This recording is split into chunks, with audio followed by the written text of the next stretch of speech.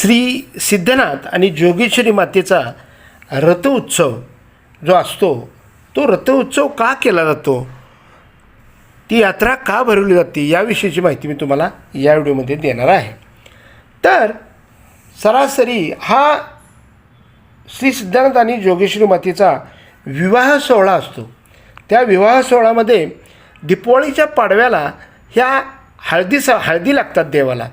त्या दिवशी दीपावलीच्या पाडव्याला तुम्ही मसवडला कधी आला तर दुपारी 12 वाजता हळदी लागतात. हळदीचा कार्यक्रम खूप पाहण्यासारखा असतो. तर तो आणि आपल्याला देवाचा स्पर्श, आपण देवाला स्पर्श करू शकतो त्या दिवशी.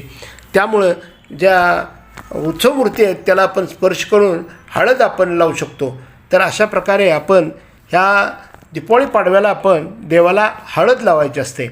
आणि त्याच्यानंतर मग तिथून विवाह उत्सव रोज चालू होतो. जो संगीत म्हणजे शहनाई वाजवून देवाचं जे रोजची आरती असते ती सकाळ संध्याकाळी आरती केली जाते, भजन केलं जातं सकाळचं. त्याचबरोबर ज्याचं उभं नवरत्न आहे त्यांनी नवरत्नाला बसलेले लोक असतात, ते मंदिरामध्येच असतात. त्यांनी ते 9 दिवस म्हणजे बसायचं नसतं, झोपायचं नसतं, नुसतं उभं राहूनच नवरत्न करायचं असतं. फार अवघड प्रकार आहे ह्या नवरत्नाचा. तो सुद्धा तुम्हाला तिथं मसवडला आल्यानंतर पाहायला मिळेल. त्याचबरोबर प्रदक्षिणा घालायचे एक प्रकार आहे. गावाला प्रदक्षिणा घातली जाते. ते रोज नदीतलं पाणी घ्यायचं आणि मंदिरात येऊन मंदिराला आपण ते पाणी अर्पण करायचं आणि पूर्ण गावाला प्रदक्षिणा घालून आपण ते परत मंदिरात येऊन देवाला पाणी अर्पण करायचं. अशा प्रकारची प्रदक्षिणा असते. आणि एकादशीला आपण ती जे सिद्धनाथाचे वडील आहेत त्या वडील देवतांच्याकडं आपण जायचं असतं. त्याला राजाची बाग म्हणतात.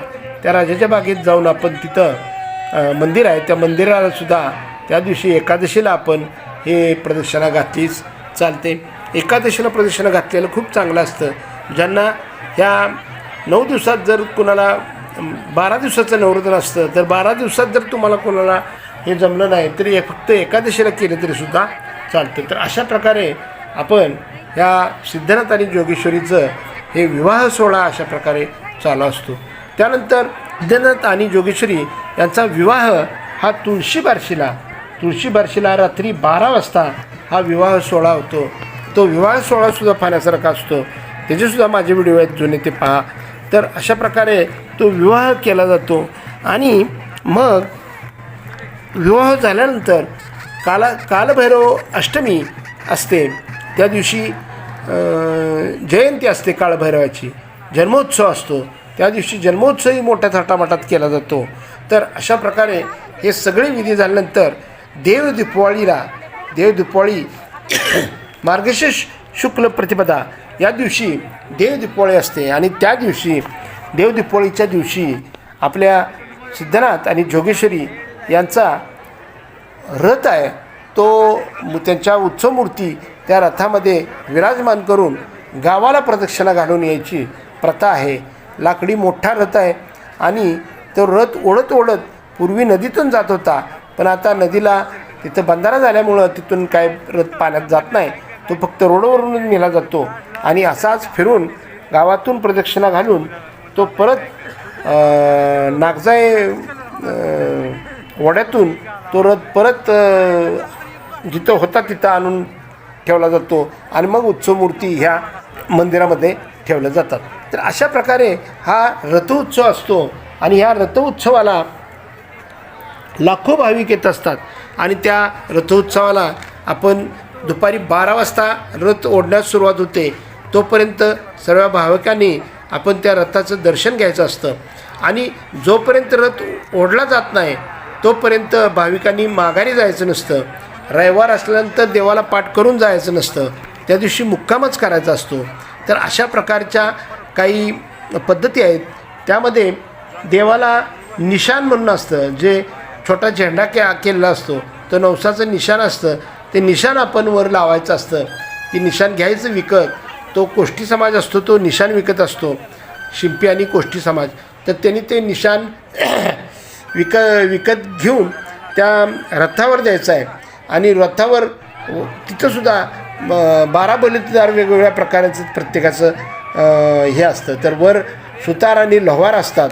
त्याच्यानंतर मध्ये गुरव समाज सगळा असतो, गावाचे राजे असतात आणि त्याच्या खाली सगळी लोकं जे असतात रथ ओढायला हा माळी समाजाचा मान आहे. आणि त्यांनी ते टाकलेलं जे खोबरं असतं उधळलेलं, ते उधळलेलं खोबरं गोळा करायचं आणि रथ ओढून तो जागेवरून पहिल्या नेलेला तिथूनच परत जागेवर आणून ठेवायचे, अशी परंपरा पहिल्यापासून आहे. आणि राजे जे असतात, मसवडचे राजेमाने यांनी त्या रथाचं सारथ्य करून त्यांनी तो रथ सगळ्या गावातून फिरवायचा आहे. तर अशा प्रकारे ह्या देवाचं जे रथोत्सव आहे हा सुद्धा पाहण्यासारखा असतो. त्याचेही छोटे छोटे व्हिडिओ माझे आहेत, ते सुद्धा अवश्य पहा. आणि तुम्ही 1 वर्ष अवश्य ह्या रथोत्सवासाठी या. ग्रामीण भाग आहे आणि कायमस्वरूपी दुष्काळ भाग असल्यामुळे आपण आल्यानंतर गावातल्या लोकांना तेवढाच एक आनंद होईल आणि आपण जे काही 4 रुपये तिथे खर्चाल त्याचं प्रॉफिट ह्या इथल्या लोकांना होईल. म्हणून त्या 12 बलुतेदार आणि ह्या सगळ्यांना ह्याचं फायदा होतो. आणि अशा प्रकारे ही यात्रा तुम्ही पाहण्यासाठी अवश्य यायचं आहे. आणि मसवड हे सातारा सोलापूर रोडवर किंवा पंढरपूर सातारा रोडवर मसवड हे लागतं. सातारा जिल्ह्याची बाँड्री आणि सोलापूर जिल्ह्याची बाँड्री अशा प्रकारे बाँड्रीवर असलेलं गाव आहे. मसवड हे फार पुरातन काळापासून आहे. नागोजी माने हे वतनदार मान्यांचं घराणं होतं आणि त्यांचं ही इथं राज्य आहे. ते राजा म्हणून असतात, त्यांच्या घरातल्या माणसाचा मान असतो. त्यांचे जे राजे असतात त्यांनी ते रथ ओढण्यासाठी यायचं असतं. म्हणजे रथाला देवाजवळ रथाच्या देवाजवळ असतात ते. त्याचबरोबर सालकरी असतात, गडशी सालकरी, डवरी सालकरी आणि गुरव सालकरी या सालकऱ्यांचा मान असतो. मठातली मठाधिपती असतात. अशा पद्धतीनं सगळ्यांनी मिळून हा रथोत्सव मोठ्या थाटामाटात केला जातो. तर एक वेळ अवश्य येऊन आपण पाहून जायचं आहे. आणि दर्शनाला या. मंदिरसुद्धा हेमाडपंथी फार जुनं पुरातन मंदिर आहे.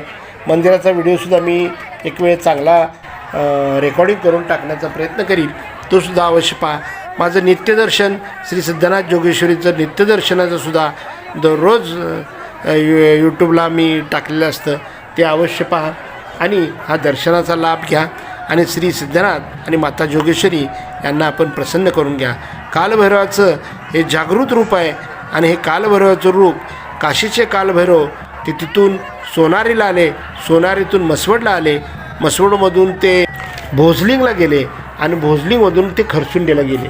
अशा प्रकारे हे कालभैरव सिद्धनाथ यांचा वेगवेगळ्या ठिकाणी गेलेले आहेत. त्यानंतर जावली, कारुंड, वीर, कोकणामध्ये सुद्धा हरिहरेश्वराचं एक मोठं मंदिर आहे, ते सुद्धा काळभैरवाचं आहे, ते सुद्धा पाहण्यासारखं आहे. तर अशा प्रकारे आपण काळभैरवाची प्रार्थना करून, काळभैरव हे जागृत देवस्थान आहे आणि त्याचं आपण केलेला नवस, तुम्हाला तो नवस केल्यानंतर तुम्हाला त्याची फलप्राप्ती नक्की होते. तर अशा प्रकारे या काळभैरवाचं दर्शन घेऊन त्यांना प्रसन्न करून घ्या. जर तुम्हाला ही माहिती आवडली असेल, लाईक करा, कमेंट करा आणि माझ्या चॅनलला सबस्क्राईब करा. धन्यवाद धन्यवाद धन्यवाद. आपण यात्रेला आलो, ही दिसली बाद झाली, त्याला काय गर्दीला उलट होतंय हो, तिकडून जाग्यांच येतंय, फोटो दिसत नाही चांगला.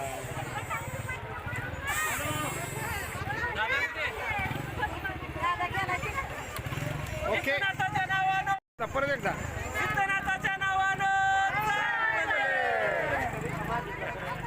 चला.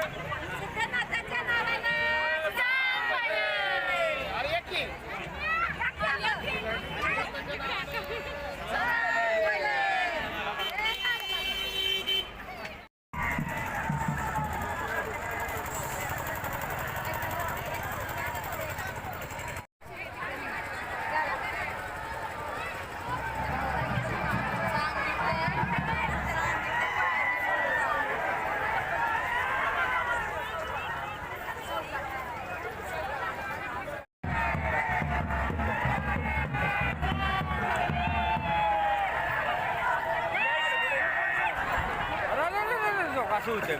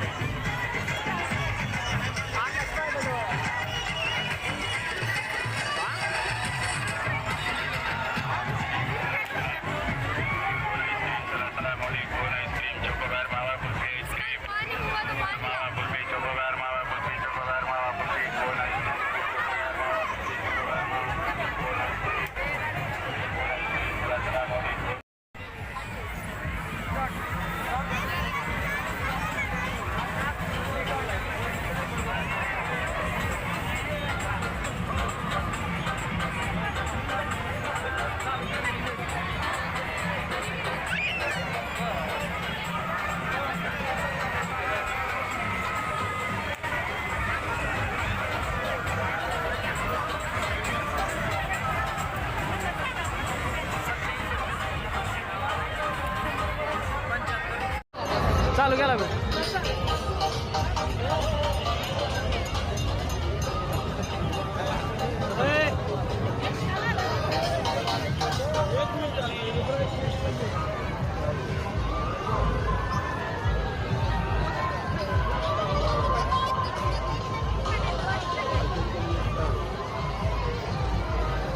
एवढं आता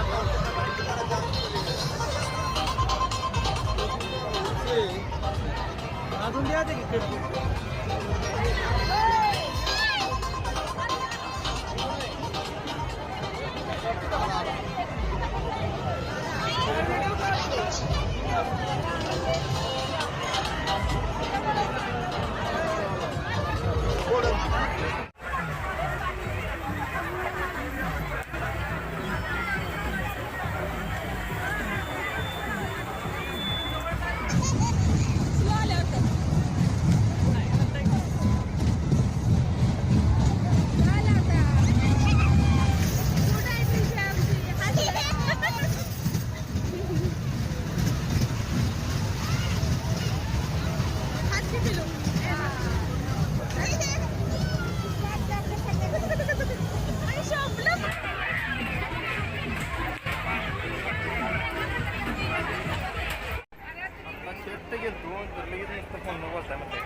आणि मी म्हणलं फोनवर बोलतोय म्हणजे पण लाईट बंद पडली धंद्याचं बघायचं काय 4 वाजता गेले. होय का 2च दिवस आहे परवा काय आहे आता